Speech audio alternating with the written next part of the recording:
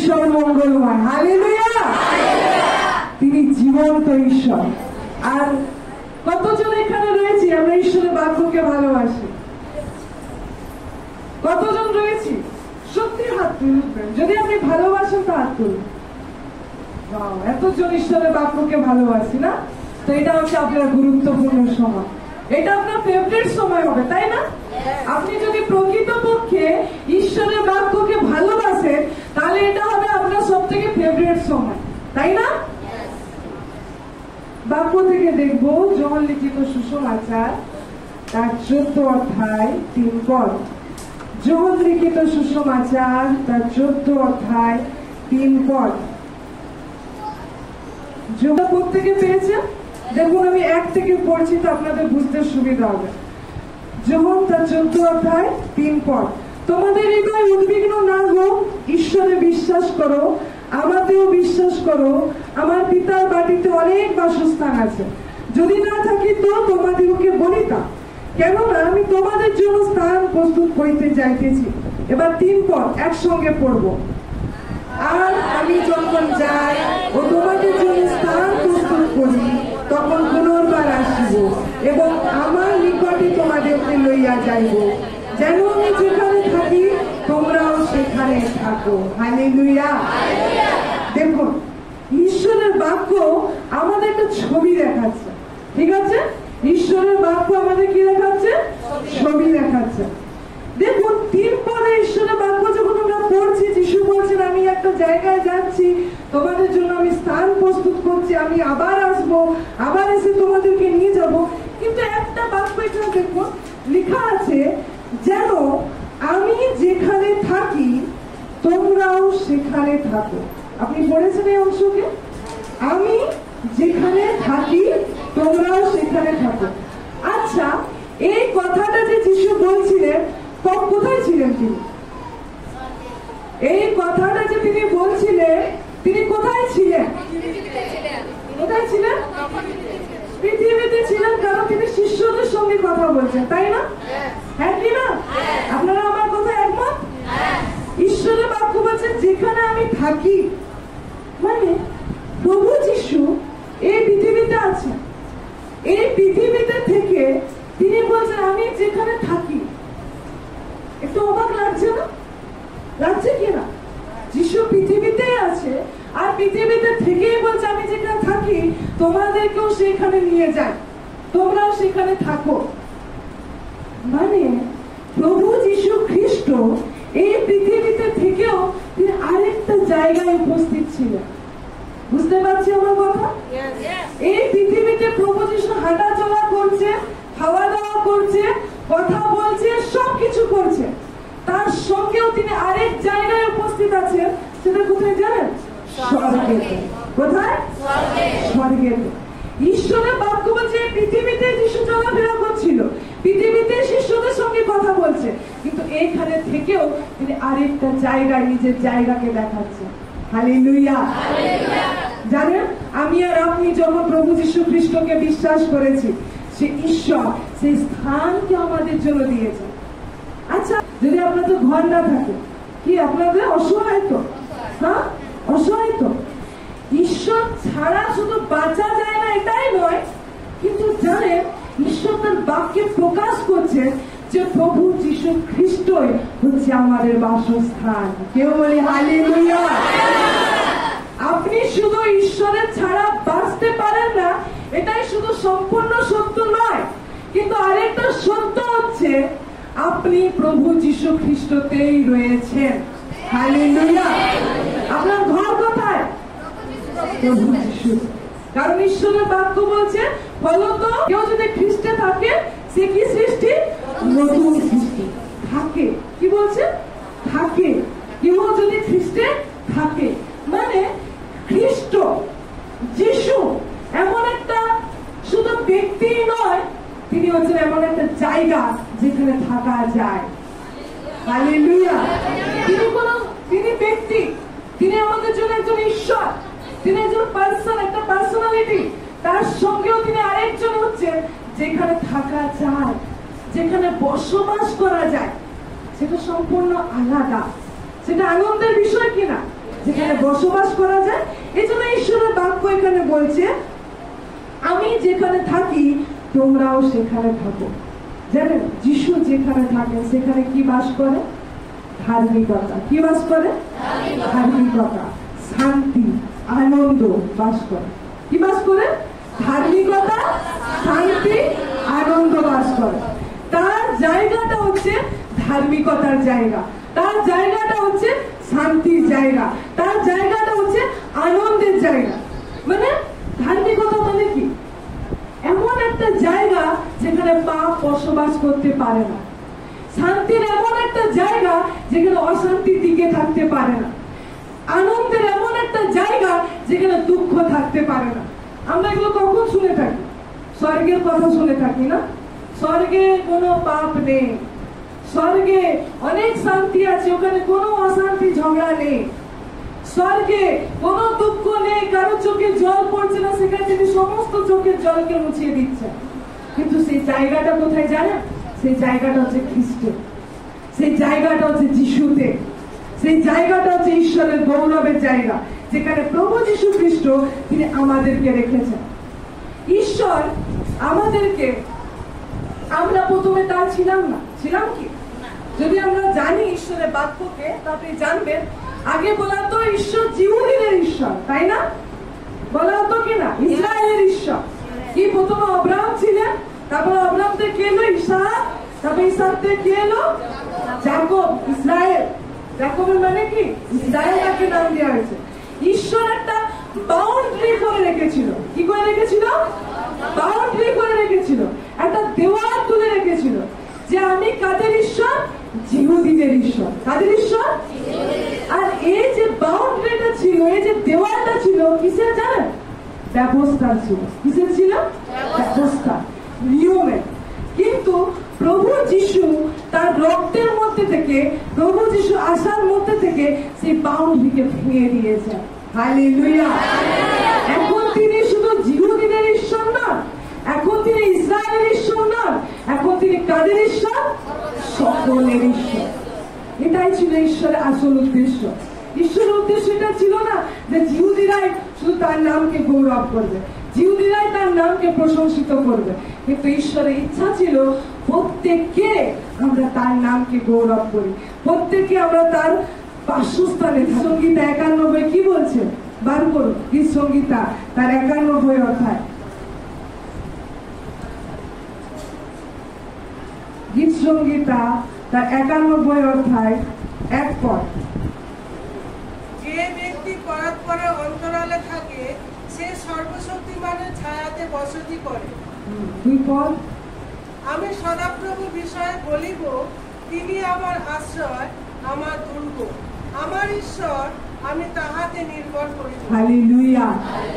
দেখুন, মোসেস শুধু পশ্চাৎ ভাগকে দেখতে পেয়ে তিনি এখানে একটা গান লিখছেন, একটা সত্যকে তিনি প্রকাশ করছে। যে ব্যক্তি পরাৎপরে কোথায় থাকে?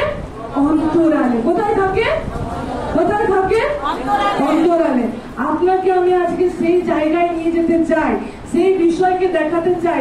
আপনি শুধু রামনগরে, আপনি শুধু লাড্ডায়, আপনি শুধু রথতলায়, আপনি শুধু স্টেশন পাড়ায়, আপনি শুধু ভাড়বান্ধে মাগুড়িয়ায় শুধু বাস করেন এমন নয়, কিন্তু আপনি আরেকটা জায়গা হচ্ছে আপনার জায়গা, আরেকটা স্থান হচ্ছে আপনার ঠিকানা, আরেকটা প্লেস হচ্ছে আপনার। সেটা কি? সেই পরাৎপরে অন্তরাল, সেই ঈশ্বরের ভিতরে আপনি বসতি করেন। এই জন্য ঈশ্বরের বাক্য বলছে তার সর্বশক্তিমানের ছায়াতে বসতি করে। আর আমি সদাপ্রভুর বিষয়ে বলিব। কে বলছে? সে মসি বলছে, তিনি আমার আশ্রয়, আমার দুর্গ, আমার ঈশ্বর, আমি তাহাতে নির্ভর করিব। হালেলুয়া। এই জন্য আমরা যারা প্রভু যিশুকে বিশ্বাস করি, আমরা যাকে পাই, তারা কি পায়? অনন্ত জীবনকে পায়। আমরা কি পাই? অনন্ত জীবনকে পাই। তো এই জন্য এই পৃথিবীতে যারা রয়েছে আর আমরা যারা খ্রিস্টতে এসেছি, তাদের মধ্যে অনেক পার্থক্য আছে। কি রয়েছে? পার্থক্য রয়েছে। কি রয়েছে? পার্থক্য রয়েছে। যা কি হয় না, শেষ হয় না। এই জন্য ঈশ্বর আমাদেরকে দেখাতে চাইছে, প্রথম যে মানুষ আমরা জন্মেছি, প্রথমে এখানে অনেকে রয়েছে আমরা যারা যিশুতে জন্মাইনি। এই জন্য ঈশ্বরের বাক্য বলছে প্রথম আদম মাটি থেকে আমরা তৈরি হয়েছিলাম, সজীব মনুষ্য ছিলাম, কিন্তু যেদিন আমরা প্রভু যীশু খ্রিস্টকে বিশ্বাস করেছি সেদিন আমরা এই পৃথিবীতে মারা গেছি। প্রথম গ্রেসি মারা গেছে। প্রথম ঈশ্বরের তৈরি করা যে গ্রেসির স্বভাব ছিল, চিন্তা ভাবনা ছিল, ভুল ভাল চিন্তা ভাবনা ছিল, পাপের চিন্তা ভাবনা ছিল, নেশার চিন্তা ভাবনা ছিল, যে সমস্ত কিছু মারা গেছে। সেই সমস্ত কিছু আপনাদের মারা গেছে যখন আপনি প্রভু যীশু খ্রিস্টকে বিশ্বাস করেছেন। এবার আপনি আরেকটা জায়গাতে জন্ম নিয়েছেন, সেটা হচ্ছে নতুন জন্ম। সেটা কোথায়? ঈশ্বরের রাজ্যে। এই জন্য আমরা ওই রাজ্যে থেকে আমরা সেরকম জীবন যাপন করি। আমরা পুরাতন জীবনের থেকে আমরা তাপ্তি দিচ্ছি না, পুরাতন জীবনের থেকে আমরা গ্রেসির পুরাতন স্বভাবের থেকে আমি ভালো হওয়ার চেষ্টা করছি না, কিন্তু আমি জানি আমার পুরাতন গ্রেসি মারা গেছে, কিন্তু এখন আমি নতুন জন্ম হয়েছি, নতুন ভাবে ঈশ্বরের রাজ্যে জন্মেছি। এখন আমি ঈশ্বরকে দেখি আর সেরকম আমি জীবন যাপন করি। Hallelujah, hallelujah. এই জন্য আমরা যিশুর ন্যায় হই। ঈশ্বরের বাক্য বলে আমরা যিশুর মতো হচ্ছি। আমরা দিন প্রতিদিন, আমাদের যত বয়স বাড়ছে, আমাদের জীবন যত বাড়ছে, আমরা দিন প্রতিদিন তার মতো হচ্ছি।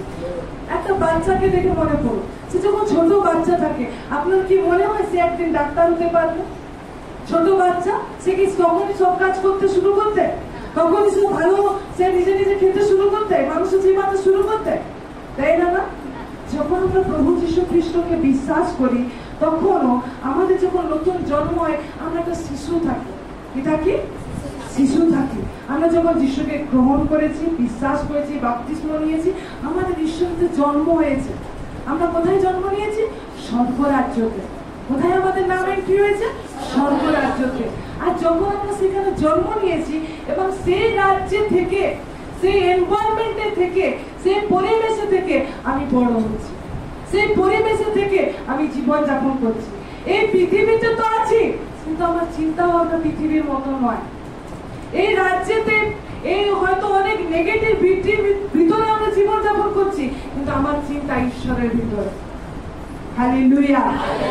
এই জন্য ঈশ্বরের বাক্যে আমাদেরকে শিক্ষা দিচ্ছে, যারা যারা আমরা প্রভুতে রয়েছি, অনেক দিন হলো আমাদের 1 মাস, 2 মাস, 3 মাস আমরা প্রভুকে জানা হলো, বিশ্বাস করা হলো।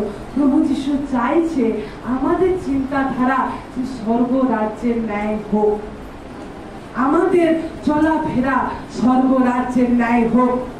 হালেলুয়া। ঈশ্বরের বাক্য আমাদেরকে সজাগ করতে চায়। তিনি বলতে চায় আমাদের জায়গা কোথায়, আমার ঘর কোথায়। তুমি যখন ঈশ্বরের ঘরে থাকবে, তুমি ঈশ্বরের মতো জীবন যাপন করবে। তুমি ঈশ্বরের বাইরে মানুষদের সঙ্গে উঠা বসা করবে, তোমার মনে হবে আমি এখনো ওই রয়েছে, আমার যে নাম সেই নামই রয়েছে, আমার যে স্বভাব সেই স্বভাবই রয়েছে। কিন্তু যখন তুমি জানবে আমি এখানে নই, আমি কোথায়? আমি স্বর্গে। আমার বাড়ি কোথায়? স্বর্গে। আমার পিতা কে? স্বর্গে ঈশ্বর। তিনি আমার প্রভু যীশু খ্রিস্ট, তিনি আমার পিতা। এই জন্য ঈশ্বরকে, খ্রিস্টকে, যীশু খ্রিস্টকে মস্তক বলা হয়। কি বলা হয়? মস্তক। আর আমরা হচ্ছি তার দেহের অঙ্গ প্রত্যঙ্গ। হালেলুয়া। এই চার্চ কি? তার দেহের অঙ্গ প্রত্যঙ্গ। আমরা প্রত্যেকজন কি? তার অঙ্গ প্রত্যঙ্গের মধ্যে আমরা বসবাস করছি। এই জন্য ঈশ্বরের বাক্য আমাদেরকে বলছে, প্রথম মানুষ কি বলে? প্রথম মানুষ কি? আদম। সে কি ছিল? সজীব প্রাণী, যার ভিতরে প্রাণ ছিল, চলাফেরা করতে পারত। কিন্তু দ্বিতীয় মানুষ কে? প্রভু যীশু খ্রিস্ট। তিনি কি? জীবনদায়ক আত্মা, তিনি লাইফ গিভিং স্পিরিট। তিনি এমন একজন আত্মা হচ্ছে যেখান থেকে লাইফ বেরিয়ে যায়, যেখান থেকে জীবন বেরিয়ে যায়। আপনি যদি দেখেন যোহন লিখিত সুসমাচার তার 1 অধ্যায় 12 পদ, যোহন তার 1 অধ্যায় 12 পদ। কিন্তু কিছু লোক তাকে গ্রহণ করলো এবং তাকে বিশ্বাস করলো। যারা বিশ্বাস করলো তাদের সকলকে তিনি ঈশ্বরের সন্তান হবার অধিকার দান করলেন। যার উপর ঈশ্বরের এই সন্তানরা প্রাকৃতিক নিয়ম অনুসারে কোনো শিশুর মতো জন্মগ্রহণ করেনি। বাবা মা দৈনিক কামনা বাসনা অনুসারণ নয়, ঈশ্বরের কাছ থেকে তাদের এই জন্ম হালেলুয়া। আপনি কি ঈশ্বরকে গ্রহণ করেছেন? আপনি কি তাকে বিশ্বাস করেছেন? দেখুন যোহন 1:12 আপনার কথা বলছে কিন্তু যতজন তার মধ্যে যদি আপনিও থাকেন, ঈশ্বরের বাক্য বলছে তাকে গ্রহণ করলো সেই সকলকে যারা তার নামে বিশ্বাস করে। আপনি যদি যিশুর নামে বিশ্বাস করেছেন, বলছে তিনি ঈশ্বরের সন্তান হইবার ক্ষমতা দিলেন, সেই নতুন রাজ্যে জন্ম হওয়ার ক্ষমতা দিলেন। আপনি ঈশ্বরের নিজের থেকে, আপনি আত্মা হইতে জন্ম হয়েছেন, তার আপনি ক্ষমতা পেলেন। এবং তারা কিরকম মানুষ, তারা কেমন প্রাণী? দেখুন 13 পদে বলছে তারা রক্ত হইতে নয়।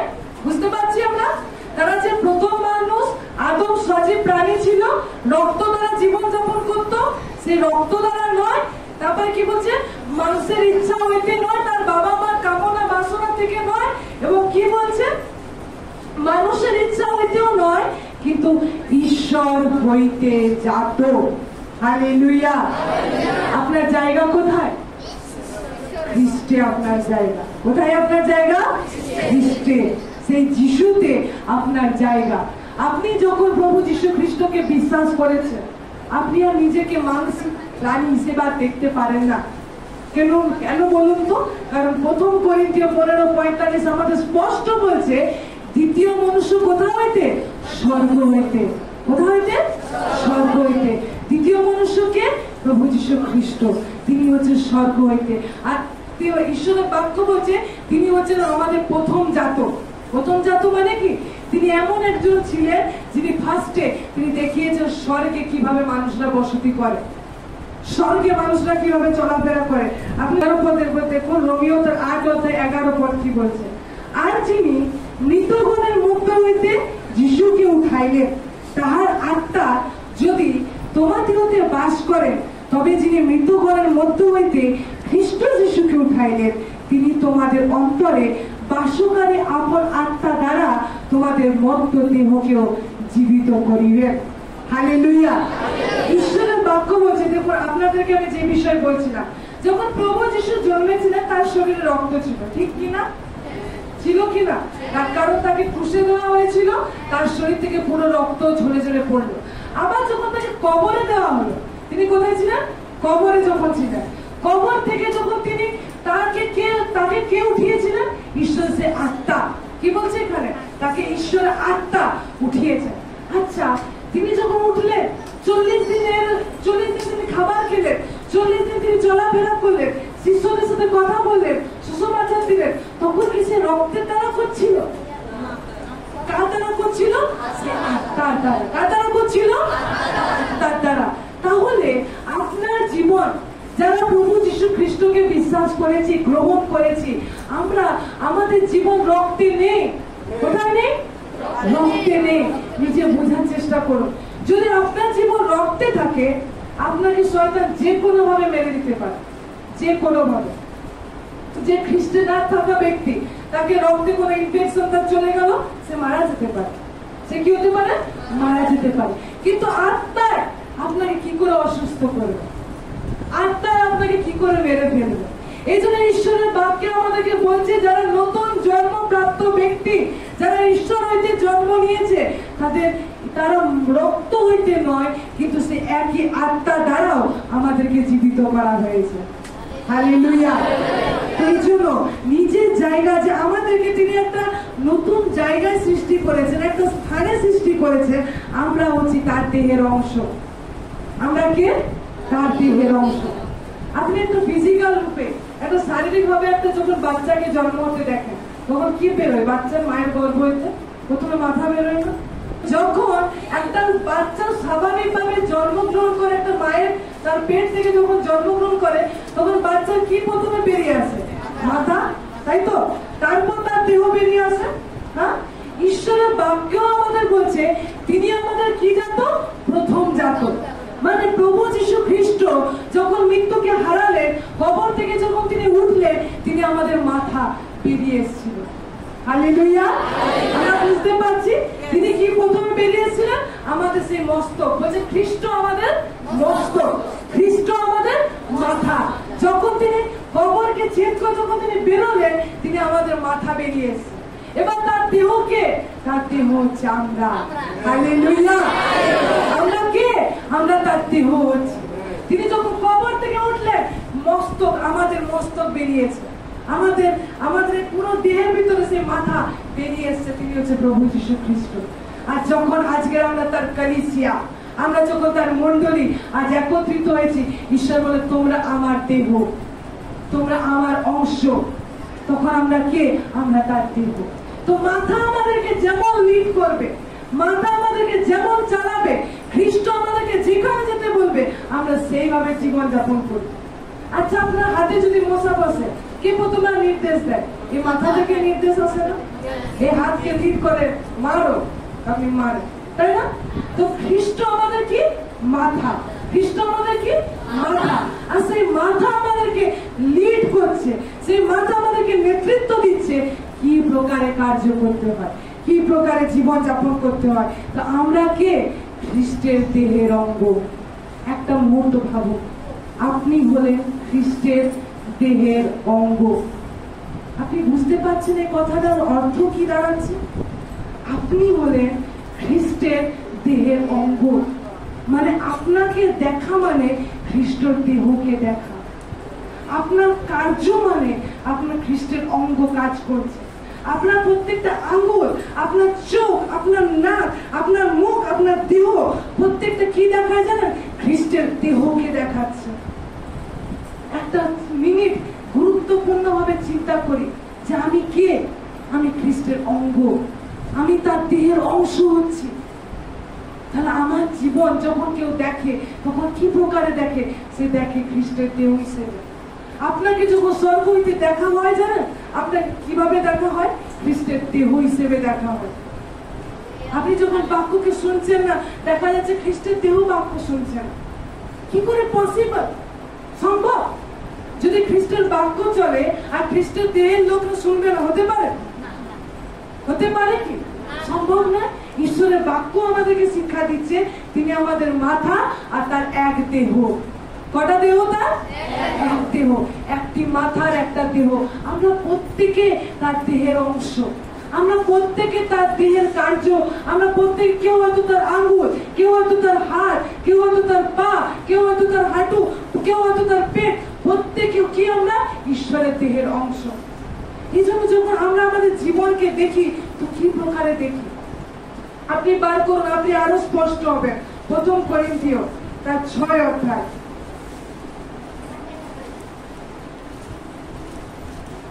প্রথম করিন্থীয় তার 6 অধ্যায় 15 পদ। नहीं जानते कि तुम्हारे देह मसीह की अंग है। বাস, কি বলছে? তুমি কি नहीं जानते? তুমি কি জানো না যে তোমার দেহ খ্রিস্টের অঙ্গ? তো আপনারা বুঝতে পারছেন আপনি কে? প্রভু যিশুর অঙ্গ। যদি আপনার মাথা হয়, এই হাতটা কার? আপনি আমাকে দেখুন, আপনি আমাকে দেখছেন, এই হাতটা কার? আমার। এই হাতটা কার? আমার না তোমাদের? আমার তো। হ্যাঁ, এই হাতটা আমার। ঈশ্বরের বাক্য বলছে আমরা প্রত্যেকে যতজন তাকে বিশ্বাস করেছি, আমরা হচ্ছি তার দেহের অঙ্গ। যখন আমরা হাত তুলছি, মানে কে তুলছে জানেন? খ্রিস্টের দেহ হাত তুলছে। যখন আমরা ঈশ্বরের গৌরব করছি, কে করছে জানেন? ঈশ্বরের দেহ গান করছে। আমরা যখন কিছু কাজ করছি, তখন কে করছে জানেন? ঈশ্বরের দেহ কাজ করছে। কারণ মাথা একা কিছু করতে পারবে? আপনারা বলুন, আমার মাথাকে যদি আমি রেখে দিই এক জায়গায় আলাদা করে, সে এরকম বাক্য বলতে পারবে যদি আমার দেহ না থাকে? পারবে? ঈশ্বরের বাক্য বলছে আমরা হচ্ছি তার দেহ। ঈশ্বরের বাক্য বলছে আমরা হচ্ছি তার অংশ। যদি আমরা বিগড়ে যাই, তো ঈশ্বরের রাজ্য কি প্রকারে প্রকাশ পাবে? এই জন্য ঈশ্বর তার বাক্যে আমাদেরকে বলছে যে তোমরা হচ্ছে খ্রিস্টের অঙ্গ। আমাদের জন্ম কোথায়? মনে রাখে, আমাদের জন্ম কোথায়? রাজ্যে, তার রাজ্যে, খ্রিস্টেতে, স্বর্গরাজ্যে আমার জন্ম। আচ্ছা, আমি ভাবুন এখানে দাঁড়িয়ে রয়েছে, তাই তো? এই মাটিতে আমি দাঁড়িয়ে রয়েছি, আমার পা কোথায় রয়েছে? এই মাটিতে রয়েছে। হ্যাঁ, এই ল্যাবদা চার্চের মেঝেতে রয়েছে, তাই না? এবার আমার হাত এখানে রয়েছে। আচ্ছা, আমি কি ফুলপিঠের উপরে দাঁড়িয়ে আছি? আপনারা বলুন। দাঁড়িয়ে রয়েছে, আমার হাত কোথায় রয়েছে? পুলপিটে রয়েছে। তাই পুলপিটের উপরে দাঁড়িয়ে রয়েছে? হ্যাঁ কি না? আপনারা বলুন বলুন, হ্যাঁ কি না? আমি পুলপিটে দাঁড়িয়ে রয়েছি? খ্রিস্টেতে যারা নতুন জন্মপ্রাপ্ত বিশ্বাসী, আমরা যারা প্রভু যীশু খ্রিস্টকে জেনেছি, যেমন আমরা পৃথিবীতেও এরকম রয়েছে। পৃথিবীতে স্বর্গেতে আমাদের পা দাঁড়িয়ে রয়েছে। কোথায় রয়েছে? আমাদের আত্মা কোথায় দাঁড়িয়ে রয়েছে? স্বর্গে। সেই স্বর্গ রাজ্যতে আমরা দাঁড়িয়ে রয়েছি। আর আমাদের এই দেহটা, জাস্ট আমাদের এই বডিটা এরকম পুলপিটে দাঁড়িয়ে রয়েছে, পৃথিবীতে দাঁড়িয়ে রয়েছে। আর যখন র্যাপচারের সময় কি হবে? এই পৃথিবী যখন লন্ডভন্ড হবে, আমরা হাত সরিয়ে নেবো। আমি কোথায় দাঁড়িয়ে আছি? স্বর্গে। বুঝতে পারছি আমার ব্যাপার? আমি কি বুঝাতে চাইছি? আপনারা কোথায় দাঁড়িয়ে রয়েছেন দেখুন নিজেকে। আপনি পৃথিবীতে থাকেন না, আপনি পৃথিবীতে রয়েছেন, কিন্তু আপনি পৃথিবীর লোক নন যে পৃথিবীর মতো জীবনযাপন করবেন, পৃথিবীর মতো সোচ বিচার রাখবো। পৃথিবীর লোকরা যেরকম ভাবে এখন অর্থনৈতিক পরিস্থিতি খারাপ যাচ্ছে, এরকম বিজনেস ডুবে যাচ্ছে, মিথ্যার লোকরা বাড়ছে, যার টাকা আছে বাড়ছে, এটা কার চিন্তাধারা? পৃথিবীর লোকদের। আপনি শুধু হাত রেখে রয়েছে, এই পৃথিবীতে জাস্ট আপনার দেহ রয়েছে, তা আপনি কি পৃথিবীর হয়ে গেলেন? যখন আপনি বলছেন আমি মেঝেতে দাঁড়িয়ে আছি আর পুলপিটে হাত দিয়ে আছি, মানে আমি পুলপিটে দাঁড়িয়ে নয়, তাহলে আপনিও ওই পৃথিবীতে শুধু আপনার দেহটা রয়েছে। জন্মটা কোথায়? আপনার দাঁড়ানোটা কোথায়? খ্রিস্টে। আপনার বসে থাকা, আপনার জন্ম বেঁচে ওঠা কোথায়? সেই ঈশ্বরের রাজ্যে। তা আপনি রাজ্যে তার স্বর্গে যাওয়ার জন্য করছেন না, কিন্তু আপনি স্বর্গের জন্মে আছেন। আর আপনি আপনার লাইফকে ব্রাইট করছেন, লাইফকে উজ্জ্বল করছেন এই পৃথিবীতে হাত রেখে, এই পৃথিবীতে জীবন রেখে। আপনি বুঝছেন আমি কি বোঝাতে চাইছি আপনাদেরকে? এই জন্য ঈশ্বরের বাক্য আমাদেরকে শিখাচ্ছে, তুমি যে পৃথিবীতে রয়েছো, তোমরা এই পৃথিবীর নও। আপনি কোথাকার নন? পৃথিবীর নন। আপনার জন্মটা স্বর্গ রাজ্যেতে রয়েছে। আপনি দাঁড়িয়ে রয়েছেন, আপনার আত্মা সজাগ দাঁড়িয়ে রয়েছে কোথায়? ঈশ্বরের রাজ্যে। আপনি জাস্ট এই পৃথিবীতে এখন কিছু সময়ের জন্য, আপনার কিছু উদ্দেশ্যের জন্য এই পৃথিবীতে রাখা হয়েছে। যে আমার পুলপিটে হাতটা রয়েছে কিছু উদ্দেশ্যের জন্য, কিছু কাজের জন্য। আমার কাজ হয়ে যাবে, আমি সরে যাব, এখানে দাঁড়িয়ে থাকবো। তা আমি কি এখানে ছিলাম? তা আপনিও এরকম ভাবে এই পৃথিবীর নন, আপনিও এই পৃথিবীর নন। আপনার জায়গাটা কোথায়? সে স্বর্গ রাজ্যে, স্বর্গ রাজ্যের লোক আপনি। এই জন্য ঈশ্বরের বাক্য বলছে, আমরা এই পৃথিবীতে থেকে ভালো হওয়ার চেষ্টা করছি না, কিন্তু আমরা স্বর্গ রাজ্যতে থেকে, ঈশ্বরের রাজ্যের মধ্যে থেকে, তার বাক্যতে থেকে আমরা জীবন যাপন করছি। এই জন্য এই পৃথিবীতেও আমরা সাইন হচ্ছি, ব্রাইট হচ্ছি, উজ্জ্বলতায় চলছি, সত্যে হাঁটছি আমরা। যখন আপনাদের মধ্যে এই সচেতনতা থাকবে, ঠিক আছে, আপনাদের মধ্যে, আমাদের প্রত্যেকের মধ্যে এই সচেতনতা থাকবে যে আমি ঈশ্বরের রাজ্যে, আমি ঈশ্বরের অঙ্গ, আমি যাওয়া মানে ঈশ্বরের অঙ্গ চলাফেরা করছে। আমি যখন লোককে কিছু কথা বলছি, সেটা ঈশ্বরের অঙ্গ হইতে বেরিয়ে আসছে, তখন আপনি বুঝবেন যে এটা আমি করছি না, কিন্তু এটা খ্রিস্ট করছে। আপনি কনসিয়াস থাকবেন, আপনি পাপ করা ছেড়ে দেবেন। আমি আপনাদেরকে বলছি, আপনি যখন গোটা দিনভর নিজে ইভালুয়েট করবেন, নিজেকে দেখবেন, একটা দিনও আপনি কিছু ভুল করেননি। কেন কি? আপনি এই কনসিয়াসে চলতে শুরু করেছেন। আমি আমার জীবনকে দেখি, আমি আমার জীবনে প্রত্যেক দিন দেখি আমি কি করছি। আপনি যখন এই সচেতনতা আপনার সকাল থেকে রাত পর্যন্ত যাবে, আপনি দেখতে পাবেন যে আপনি একটা ভুল কাজ করেননি। কেন কি? আপনি জানেন আমি যেটা করছি, আমি যেটা বলছি, আমি হয়তো আমার ক্লাসে দাঁড়াচ্ছি, আমি আমার টিচারদের সম্মান দিচ্ছি, যা করছি আমি খ্রিস্টের দেহে দাঁড়িয়ে করছি, আমি খ্রিস্টের অঙ্গ হিসেবে করছি। যেদিন আপনার এটা সচেতনতা এসে যাবে না, আপনার বিড়িটা ধরতে ভয় লাগবে, আপনাকে বলার প্রয়োজন হবে না, মাইক থেকে আপনাকে জারি করার প্রয়োজন হবে না যে কি আপনি ছেড়ে দিন, আপনি গালাগালি দিবেন না, কারণ আপনি জানতেন আরে আমার মুখ বলছে মানে খ্রিস্টের দেহ কথা বেরিয়ে আসবে। খ্রিস্টের দেহেতে এরকম কি করে আসবে? খ্রিস্টের দেহে এরকম কাজ কি হচ্ছে? আমি আপনাকে অনেকবার বুঝিয়েছি যে এই পৃথিবীতে, এই খ্রিস্টের রাজ্যে আমরা জন্মেছি, জাস্ট আমাদের দেহটা পৃথিবীতে রয়েছে। তো এই পৃথিবীতে আপনি যদি কিছু দেখছেন, সেটা আপনার সত্য নয়। যদি এই হাতটা আমার রয়েছে, আমি হাতটা সরিয়ে দেবো, তো কোথাকার হলাম আমি? তার রাজ্যে হলাম কিনা? যেদিন পৃথিবীতে প্রভু যীশু আসবেন, র্যাপচারের দিন, যেদিন আমরা চোখের পলক উঠে যাবো, এটাই হবে, এটাই হবে। এই রাজ্যের থেকে জাস্ট আমরা সরে যাব, চোখের পলকে তুলে নেওয়া হবে, আর এই পৃথিবী সেরকমই থাকবে। নিজেদের জায়গাকে দেখো, নিজেদের জায়গাকে বুঝো। এই জন্য ঈশ্বরের বাক্য আমাদেরকে শিখাচ্ছে। প্রথম করিন্থীয় যেটা আমরা পড়ছিলাম তার 6 অধ্যায়, দেখুন আমি 13 পদ থেকে পড়ছি, আপনারা খুব ভালো করে বুঝতে পারবেন। আপনারা রয়েছেন আমার সাথে? আপনারা সত্যি এখনো বাক্যকে ভালোবাসছেন? আপনি মন দিয়ে শুনবেন, তাই না? তাই তো? দেখুন প্রথম করিন্থীয় তার 6 অধ্যায় 13 পদ। যারা যারা বাক্যে পেয়েছেন বার করো। প্রথম করিন্থীয় তার 6 অধ্যায় 13 পদ। দেখুন ঈশ্বরের বাক্য কি বলছে। বলছে খাদ্য উদরের নিমিত্তে। উদর মানে কি? পেট। খাবার খাচ্ছি কার জন্য? পেটের জন্য। পেটে টান পড়ছে, খাবার খাচ্ছি, বাইবেল বলছে, আমার কথা নয়। খাদ্য উদরের নিমিত্তে, এবং উদর এই পেটটা খাবারের নিমিত্তে, খাদ্যের নিমিত্তে। কিন্তু ঈশ্বর উভয়েরই লোভ করবে। খাদ্যও লোভ হবে, আপনার এই পেটের খিদাও লোভ হবে, পেটও লোভ পাবে। তারপর ঈশ্বর বাক্য বলছে দেহ ব্যভিচারের নিমিত্তে নয়। ঈশ্বর বুঝাচ্ছে যেরকম এই পেট খাবারের জন্য, আর এই পেটটা খাবারের জন্য, খাবারও কার জন্য? পেটটার জন্য। তেমনি বলছে তোমার এই দেহটা ব্যভিচারের জন্য নয়। কিসের জন্য? কিন্তু প্রভুর নিমিত্তে। দেখছেন আপনি কি বলছেন? কেন বলে? কিন্তু প্রভুর নিমিত্তে। মানে আপনার এই বডিটা কার জন্য? প্রভু যিশুর জন্য। আপনার এই দেহটা কার জন্য? যিশুর জন্য। কার জন্য দাঁড়াচ্ছে? যিশুর জন্য। এটা তো আমরা বলি, এটা তো আমরা প্রায় বলে থাকি যে আমার দেহ যিশুর জন্য, আমার দেহে যিশুরই গৌরব হোক, আমার দেহে যিশুরই নাম মহিমান্বিত। কিন্তু তার পরের অংশটা হয়তো অনেকে বলে না। দেখুন কি বলছে, এবং প্রভু দেহের নিমিত্তে। আপনি শুনছেন? শুনছেন ঈশ্বরের বাক্য কি বলছে? বলছে দেহ কিন্তু প্রভুর নিমিত্তে। এই দেহটা কার নিমিত্তে? সাধু বল লিখছে এখানে দেহটা ব্যভিচারের জন্য নয়।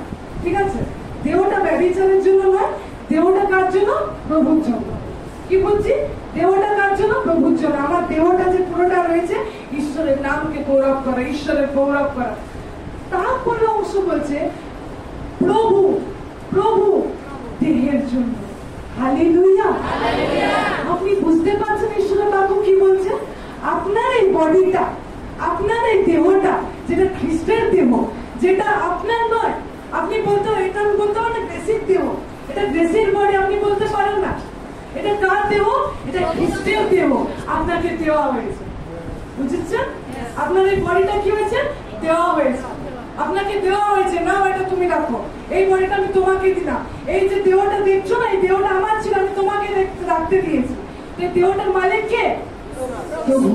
এই দেহটার মালিক কে? প্রভু যীশু খ্রিস্ট। তো এই দেহটা আমরা যা কিছু করছি তার জন্য হচ্ছে। যদি আমাকে এখন মালিক একটা নকার হিসেবে রাখে, আমার মালিক আমার থেকে নবম কেউ বস রয়েছে, আমাকে নকার হিসেবে রেখেছে, সে আমাকে 8 ঘন্টা ডিউটি দিচ্ছে।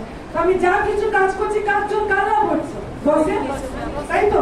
আমি মালিকের হয়ে কাজ করছি, তবে মালিকে। ঈশ্বরের বাক্য এটা বলছে যে কি তোমার এই দেহটা আমার জন্য তোমাকে দেওয়া হয়েছে, তোমাকে ভাড়া হিসেবে দেওয়া হয়েছে। আর এই পুরো বডিটার গৌরব কার? ঈশ্বরের। এবার বলছে প্রভু, সেই ঈশ্বরও তোমার দেহের জন্য। মানে ঈশ্বর এখানে বুঝাতে চাইছে আপনি যদি আপনার এই দেহকে, আপনি যদি আপনার এই বডিকে ঈশ্বরের গৌরবের জন্য দিয়ে দেন, ঈশ্বরের মহিমার জন্য দিয়ে দেন, যে কি এই বডিটা গৌরবের জন্য, ঈশ্বর আপনার সাথে একটা প্রমিস করছে যে দেহটা ভালো রাখার, এই দেহটা উত্তম ভাবে রাখার, এই দেহটা যে তোমার চিন্তার প্রয়োজন নেই, কারণ এই দেহটা আমার। দিন ধরে যতজন আমরা ভাবছি এই রোগে কি হবে, এই আমার এটা তো যাচ্ছে না, এটা তো আমার সারছে না, আমার বাচ্চাটা তো এই অসুবিধা রয়েছে, ডেলি প্রার্থনা আবার হচ্ছে, এটা হলে আবার হচ্ছে, কি হচ্ছে? আপনি আপনার এই দেহকে ঈশ্বরের গৌরবের জন্য দিয়ে দিন। ঈশ্বরের রেসপন্সিবিলিটি শুনতে পাচ্ছেন? ঈশ্বরের দায়িত্ব লেগে গেছে আপনার দেহকে রক্ষা করা। আপনার এই দেহটাকে ঈশ্বরের গৌরবের জন্য আপনি দিয়ে দেন, যে আমি যা করবো ঈশ্বরের জন্য, আমি এই দেহ দিয়ে আমি যা তৈরি করবো ঈশ্বরকে তুলে ধরবো, তখন ঈশ্বর বলে এই দেহটা হচ্ছে আমার রেসপন্সিবিলিটি। এটা ছুঁয়ে দেখানোর ক্ষমতার কারণে শয়তানের হাত দেওয়ার ক্ষমতা নেই। যদি আপনি নতুন জন্ম বিশ্বাসী প্রাপ্ত হয়েছে আর আপনার বারবার ভূত লাগছে, বারবার আপনি থাকতে পারছেন না, আপনি বাচ্চা হয়ে জীবন যাপন করছেন, আপনার দেহকে হয়তো আপনি বুঝতে দিচ্ছেন না যে ঈশ্বরের জন্য সেটা, যেটা আপনি ছেড়ে রেখেছেন, যেটা ভাবছেন যে কি না এটা আমি করতে পারি, কিন্তু জানেন যখন আপনি বলেন এই দেহটা ঈশ্বরের, তখন ঈশ্বর বলে আমি তোমার দেহের রক্ষক। কেউ তোমাকে ছুঁতে পারবে না, কেউ তোমার দেহে হাত লাগাতে পারবে না, কেউ তোমাকে মারতে পারবে না, কেউ তোমাকে আঘাতে নষ্ট করতে পারবে না। কে বলে জানেন? প্রভু যিশু বলে এই দেহটার রেসপন্সিবিলিটি আমি নিচ্ছি। দেখি কিভাবে তুমি অসুস্থতায় জীবন যাপন করো। কেউ তোমাকে থাকবে না যে তোমার অসুস্থ, তোমার অ্যাক্সিডেন্টে, দুর্ঘটনায়, অসুবিধা তুমি যাও, কারণ রেসপন্সিবিলিটি কে নিয়ে নিয়েছে? প্রভু যিশু। প্রভু যিশু রেসপন্সিবিলিটি নিয়েছে। আপনি জাস্ট একটু সচেতনতায় জীবন যাপন করুন, এই বিশ্বাসে জীবন যাপন করুন যে আমি আমার দেহ দ্বারা কি করছি, দেহ দ্বারা আমি কেমন ভাবে চলছি, যেটা ঈশ্বর রেখেছে।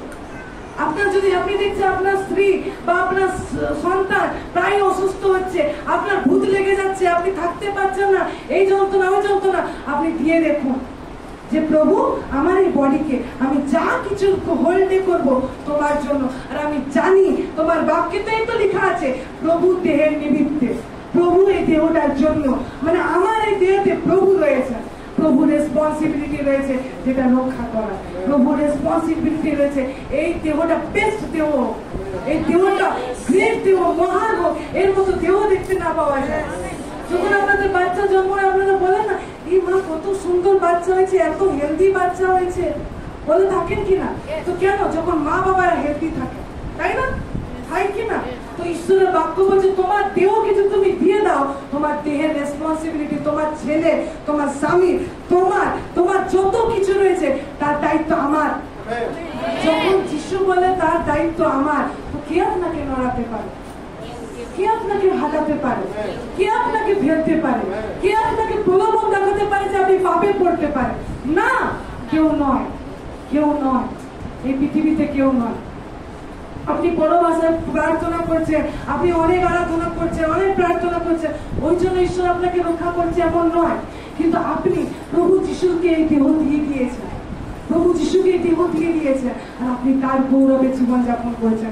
এই জন্য ঈশ্বরের বাক্য বলছে প্রভু দেহে নিমিত্তে, 14 পদ বলছে আর ঈশ্বর আপন পরাক্রমের দ্বারা প্রভুকে উঠাইয়াছেন, আমাদিগকেও উঠাইবেন। তারপর 15 পদ বলছে তোমরা কি জানো না? কি বলছে? তোমরা কি জানো না? বলছে তোমাদের কি সচেতনতা নেই যে তোমাদের দেহ খ্রিস্টের অঙ্গ? তোমাদের কি সচেতনতা নেই যে এটা তোমার নয়, এটা আমার? তোমার কি বডির উপরে তোমার হক আছে, এটা তুমি কি ভুলে গেছো? জানো আমরা একজনের নৌকার হচ্ছি, একজনের দাস হচ্ছি, কার জানা? প্রভু যিশু। আর সেই মালিকটা, আমাদের যে মালিক রয়েছে না, সে অনেক ভালো। সেই মালিকটা আমাদের উপর ছড়ি চালায় না, সেই মালিকটা আমাদেরকে স্বাধীন দিয়ে দিয়েছে। তুমি এই দেহ দ্বারা যা কিছু করতে পারো। তিনি যখন আপনাকে দেহটা দিয়েছে, তিনি কন্ট্রোল করেননি যে আমি তোমাকে কন্ট্রোল করবো, তুমি আজ কিচ্ছু মিথ্যা কথা বলতে পারবে না। তিনি কন্ট্রোল করেননি, আপনাকে পুরোপুরি দিয়ে দিয়েছে, স্বাধীনতার সঙ্গে দিয়ে দিয়েছে। তখন ঈশ্বরের বাক্য বলছে তো এই দেহটা নিয়ে আপনি কি করবেন? দেখুন সাধক পৌল যখন করিন্থীয় মণ্ডলীতে লিখেছিল, তিনি একটা কিছুর সাথে ডিল করছে, সেটা হচ্ছে সেই সমস্ত সেই মণ্ডলীতে অনেক ব্যভিচারকে দেখা গেছিল, ঠিক আছে, অনেক বেশ্যাগমনকে দেখা গেছিল। এই জন্য ঈশ্বরের বাক্য এখানে সাধক পৌল লিখছে তোমরা কি জানো না যে তোমাদের দেহ খ্রিস্টের অঙ্গ, তবে আমি কি খ্রিস্টের অঙ্গ লইয়া গিয়া বেশ্যার অঙ্গ করিব?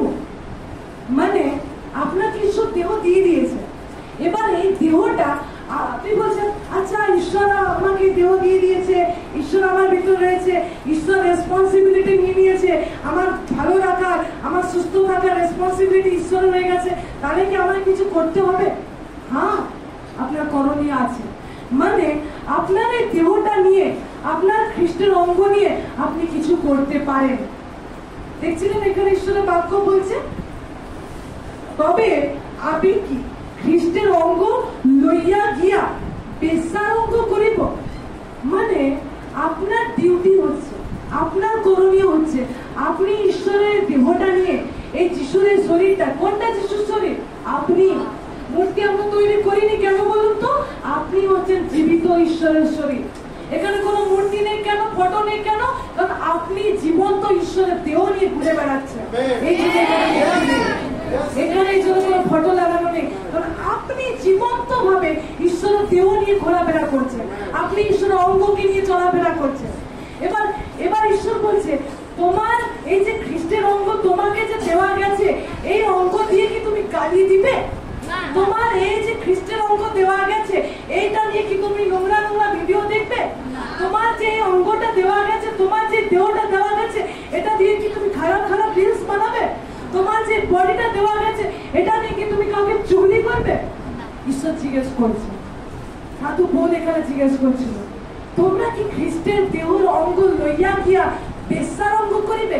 আজকে আপনাদেরকেও জিজ্ঞেস করা হচ্ছে, তোমার যে বডিটা দেওয়া হয়েছে, আমার তোমার তোমার যে যে বডিগুলো নিয়ে আমরা বসে আছি, সেই বডিটা নিয়ে কি আমি এমন কিছুতে লাগাবো যেটা করা আমাদের উচিত না? সেই অঙ্গটা নিয়ে কি আমি এমন জীবন যাপন করবো যেন যিশু আসেই নিয়ে পৃথিবীতে? অনেক খ্রিস্টানরা, অনেক ব্যক্তিরা এমন জীবন যাপন করে মনে হয় যে খ্রিস্ট তাদের জন্য নেই, আর তারা ভাবে দেও আমার জীবন আমি বুঝে নিব। স্লোগান বেরিয়েছিল, কার স্লোগান এটা জানেন? জগতে আমাকে আমার মতো থাকতে দাও। শুনেছো না অনেকে? হ্যাঁ, শুনেছো কিনা? এটা কার কথা? এটা জগতের কথা। ঈশ্বর কি বলছে? এই দেহ তোমার আমাকে আমার মতো থাকতে, তুমি তো আর আমার রইলেই না। তুমি তো যখন আমাকে বিশ্বাস করলে, যীশু খ্রিস্টকে বিশ্বাস করলে, তুমি এই পৃথিবীতে মারা গেছো। আর মারা যাওয়ার পর আমি তোমাকে একটা দেহ দিয়েছি, আমি তোমাকে একটা আত্মা, আমার আত্মা দিয়েছি, যে তোমাকে লিড করছে, যে তোমাকে নিয়ে যাচ্ছে। এই জন্য নিজের দেহকে দেখুন। আপনি কি দেহ নিয়ে আপনার বইয়ের উপর হাত লাগাতে পারবেন? আচ্ছা, খ্রিস্ট কি তার বইয়ের উপর হাত লাগাতে পারতো? পারতো? খ্রিস্টকে কি নোংরা নোংরা গালি দিতে পারতো? আপনার পায়ে হয়তো কেউ পা দিয়ে দিয়েছে, আপনি কি তাকে 2 থাপ্পড় মেরে দিতে পারতেন? খ্রিস্ট কি পারতো ওই জায়গায়? যখন আপনি এই বডিটা নিয়ে সকালবেলা কাজে যাবেন, এটা সচেতনতা নিয়ে যাবেন। আপনি যখন এই দেহটা নিয়ে সকালবেলা ঘুম থেকে উঠে নিয়ে যখন বাইরে বেরোচ্ছেন, আপনি আপনার পরিবারের সঙ্গে রয়েছেন, এই সচেতনতায় থাকুন। হ্যালো, রয়েছি আমরা এখানে? হ্যাঁ, এই সচেতনতায় থাকুন যে আমি আমার এই ঈশ্বরের দেহ যা আমার ভিতরে রয়েছে, এটা নিয়ে আমি কি করছি, এটা নিয়ে আমি কেমন ব্যবহার করছি। এই দেহটাকে আমি ঈশ্বরের সুসমাচারের জন্য বাক্যের মধ্যে থেকে, ধ্যানের মধ্যে থেকে আমি ব্যবহার করছি, না আমি জটিল করে রেখেছি। ঈশ্বরের বাক্য বলছে এই ভিডিওতে, তোমরা তোমাদের পথকে সরল করো। কি বলছে? সরল করো। তোমার জীবন কেমন চালাও? বাক্য, প্রার্থনার, ঈশ্বরের মধ্যে থাকো। সরল জীবন নয় এটা? হ্যাঁ কি না আপনারা বলুন? আপনি যদি বাক্য আর প্রার্থনার মধ্যে জীবন যাপন করেন, এটা সরল না জটিল? সরল না জটিল? ঈশ্বরের বাক্য এরকম বলছে, তোমরা তোমাদের দেহকে জটিল করে রেখেছো, তোমরা তোমাদের অঙ্গকে জটিল করে রেখেছো, এই জন্য তোমরা অনেক মুশকিলাত, অনেক রুকাওয়াটের সামনা করছো। এই জন্য ঈশ্বরের বাক্য বলছে, তোমার দেহ নিয়ে, তোমার অঙ্গ নিয়ে এমন কিছু করো না যেটা আমি করতে পারি না। আপনি যদি আজকে মন আত্মায় গ্রসিত হয়ে যাচ্ছে, নতুন জন্ম পাওয়া ব্যক্তি, আপনি ভুলে যাচ্ছেন এই দেহটা আপনার নয়, যে কেউ আপনাকে শয়তান বশ করে নিতে পারে। এটা দেহটা খ্রিস্টের। কি করে পসিবল শয়তান এসে বশ করে নিতে পারে? কারণ আপনি জানেন না, আপনি সচেতনতায় বাস করেন না যে আমার দেহ খ্রিস্টে বসবাস করে। যখন আপনি জেনে যাবেন যে আমার দেহ খ্রিস্টের অঙ্গ, আমি কোনো মতে শয়তানকে এলাও করি না। জানেন, যারা নতুন জন্মপ্রাপ্ত বিশ্বাসী, যারা প্রভু যীশু খ্রিস্টকে বিশ্বাস করে, শয়তান তাদের এমনি অ্যাটাক করে দিতে পারে না। তাদের ভিতরে ঘেরা থাকে, তাদের দূতের ঘেরা থাকে, তাদের পারমিশন নিতে হয়। হ্যালো, শয়তান এসে বলে নক নক, আমি কি এন্টার করতে পারি? সে আপনার কাছে এলাও করবে। কারণ কি? আপনি তো ঈশ্বরের রাজ্যে জন্মগ্রহণ করেছেন, আর যতক্ষণ আপনি দরজাকে খুলে না দেন, সে ততক্ষণ এন্টার করতে পারে না। আপনি হয়তো আপনার বলতে পারেন, শনিবার হলেই যেন আমার আর ভাল লাগে না, শরীর অসুস্থ হয়ে যায়, মনে হয় রবিবারটা আসছে ওই জন্য শয়তান আমার কিছু। আপনি শুনে রাখুন, আপনি এলাও করছেন, আপনি অনুমতি দিচ্ছেন যে আমার সাথে হোক এটা। কারণ একটা নতুন জন্মপ্রাপ্ত বিশ্বাসী যে স্বর্গের রাজ্যে দাঁড়িয়ে রয়েছে, তার কাছে শয়তান আসার ক্ষমতা রাখে না, যদি আমি তাকে এলাও না করি, আমি তাকে অনুমতি না দিই। অনেকে বলে হয়ে যে আরে শয়তানের বেশি ক্ষমতা নেই ঈশ্বরের। আপনি কাকে দিয়েছেন? ঈশ্বরকে দিয়েছেন, তো সে পারবে না। যখন আপনার বাড়িতে কুকুর আসে, আপনি বলেন কুকুরটা রোজ আসছে, এসে আমার খাবার খেয়ে চলে যাচ্ছে, বলেন আপনি? আপনি তাকে লাঠি দিয়ে তাড়ান। আপনাকে একটা লাঠি দেওয়া হয়েছে, ঈশ্বরের বাক্য দেওয়া হয়েছে, আপনাকে যিশুর নাম দেওয়া হয়েছে, যেন যিশুর নামে ভূতরা পালিয়ে যায়। যখন আপনার ভিতরে আলস্যতা আসছে, আপনি দেখছেন শুক্রবার শনিবার এলে আমার শরীর খারাপ করছে, আপনি বলুন যিশুর নামে বলি মাথা ব্যথা দূরে যাও, আর সে দূরে যেতে বাধ্য, সে দূরে যেতে বাধ্য। আপনি হয়তো ভাবেন কে আমার জন্য প্রার্থনা করতে পেরেছেন, সে অতক্ষণ থাকলো। আপনি যদি ব্যবহার করতেন যিশুর নামে মরতে বলে আমি রবিবার চার্চে যাবোই যাবো, আর আমার মৃত্যু থেকে বেরিয়ে যাও, সে বেরোতে বাধ্য। কারণ আপনি খ্রিস্টের দেহকে নিয়ে কাজ করছেন, খ্রিস্টের দেহের ভিতরে থেকে আপনি কাজ করছেন। আপনাকে বাইরে থেকে খ্রিস্টকে হাত দেওয়ার প্রয়োজন হয়নি, কিন্তু আপনি খ্রিস্টের দেহের ভিতরে থেকে কাজ করছেন। আর খ্রিস্টের ভিতর বিশ্বাসে আপনি করছেন আমি যাব, আমি করব, আমার কেউ আটকাতে পারবে না, কারণ যিশুর নাম আমার ভিতরে রয়েছে, যিশুর নাম আমার ভিতরে স্থাপিত রয়েছে। যখন আপনার ভিতরে অভাব আসছে, সে অভাবটা একটা কুকুরের মতো। যখন আপনার ভিতরে ঝগড়া আসছে, সে ঝগড়াটা কুকুরের মতো। যখন আপনার ভিতরে রোগের সিমটম দেখা যাচ্ছে, সর্দি কাশি দেখা যাচ্ছে, সেটা একটা সিমটমের মতো, কুকুরের মতো। তাকে তাড়ানো যায়, তাকে তাড়ানো যায়। কি প্রকারে? এই বাক্য আর যিশু নামে তারা। যখন আপনি এই কনসিয়াস, এই সচেতনতায় জীবন যাপন করে, আমার জীবন হলো যিশুর জীবন, আমার দেহটা হলো যিশুর দেহ, তো আপনাকে এই দুনিয়াতে কেউ অসফল করতে পারে না। আচ্ছা, যদি যিশু আজকে যদি টোটো চালান, যিশু অসফল হয়ে যেত? আপনি বলুন, যিশু যদি আজকে টোটো চালাতো অসফল হতো? হতো? হ্যাঁ কি না আপনারা বলুন? যিশু যদি আজকে টোটো চালাতো অসফল হতো? আপনারা ভুলে যাবেন না যিশু শুধু চাঙ্গাই করেছেন, যিশু কাঠের কাজও করতেন তার পিতা, ঠিক আছে? তিনি কাঠের কাজও করতেন, তিনি একটা কার্পেন্টার ছিলেন, তিনি সাংসারিক কাজ করেও দেখিয়েছেন, ঠিক আছে? তো যিশু যদি আজকে টোটো চালাতো, সে কি অসফল হতো? কেন?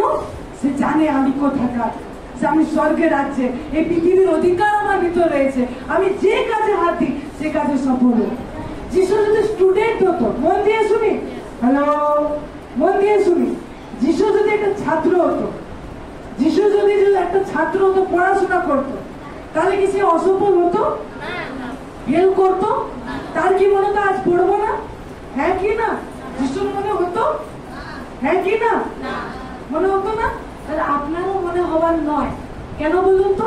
আপনার ভিতরে যিশুর দেহই রয়েছে, আপনার ভিতরে যিশুর আত্মাই রয়েছে। আচ্ছা, যিশুর কি কখনো মনে হতো চলো আজকে একটু ভুট্টাটা কি খৈনিটা মাসানো যায়, মশলা মিশানো যায়, মনে হতো? হ্যাঁ কি না? হতো? আপনারা বলুন, হতো কি না? যিশু হতো না? আপনারও হবে না, আপনারও হবে না, কারণ আপনি ঈশ্বরের দেহকেও পেয়েছেন আর তার আত্মাও আপনার ভিতরে রয়েছে। তোমরা কি জানো না তোমাদের দেহ ঈশ্বরের মন্দির, আর তোমার দেহ হচ্ছে ঈশ্বরের সে অঙ্গ, তুমি খ্রিস্টের অঙ্গ। তুমি যদি না থাকো, ঈশ্বরের বডি পূর্ণতা পাবে না। এই জন্য ঈশ্বরের বাক্যকে বুঝুন, ঈশ্বরের বাক্যকে যখন পড়ছেন আপনি দেখুন কি সত্য ঈশ্বর রাখছে আপনার কাছে, আর যে সত্য রাখছে আমি মানুষের কাছে রাখছি, যেরকম আমি রাখছি। আমি বলছি কারণ কি, যিশুর সত্যতার ভিতরে ডেলি ডেলি যখন জীবন যাপন করবেন, আপনি বুঝতে পারবেন ঈশ্বর আপনার জীবনে কি চাইছে। যদি ঈশ্বর কোনো ঘরের বৌমা হতো, ঈশ্বর যদি কোনো ব্যক্তি হতো যে বড় ঘরের কর্তা, সে কি ঝগড়া করতে পারতো? সে কি একটা অহংকার দেখাতে পারতো? সে কি বলতে পারতো আমি সব? বলতে পারতো?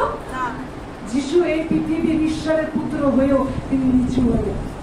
তিনি কি ঈশ্বরের কোন আশা ব্যক্তিকে এমন গালি দিতে পারতো? জোরে চিল্লান করে এরকম বলতে পারতো, এই তুই কি করলি, তুই আমার নষ্ট করতে দিলি? বলতে পারতো? পারতো না। কেন? সেটা যিশু হয়েছে। আমরা কি? আমরা তার দেহ হয়েছে। আমাদের ভিতরে কে আছে? তার আত্মা আছে। এই জন্য আমার আত্মা আর যিশুর আত্মা লেখা আছে এক আত্মা হয়ে আছে, তারা আলাদা আলাদা নেই, তারা পালিয়ে যাচ্ছে। আপনার আত্মা কি যিশুর আত্মাকে টানছি এমনি করছে না? ঈশ্বরের বাক্য বলছে তোমার আত্মা আর আমার আত্মা এক আত্মা। যেমনি আপনারা ভাবেন হাজবেন্ড ওয়াইফের ক্ষেত্রে, ভাবেন না আমরা এক, বাইবেলও বলে আপনারা যদি ভাবেন হাজবেন্ড ওয়াইফের ভিতরে আপনি কাউকে অ্যালাউ করেন না, আপনার আত্মার ভিতরে আর যিশুর আত্মার ভিতরে সে এক আত্মার কথা বলা হয়েছে। বুঝতে পারছি তো? কিভাবে সেখানে শয়তান এলাও হবে, কিভাবে সেখানে বিমারি এলাও হবে, কিভাবে সেখানে ঝগড়া এলাও হবে? হবে কি না? যখন জানবেন যে প্রভু আমার জন্য সেটা রেখেছে, আপনি বুঝতে পারবেন ঈশ্বর তার বাক্যে কি বলছে।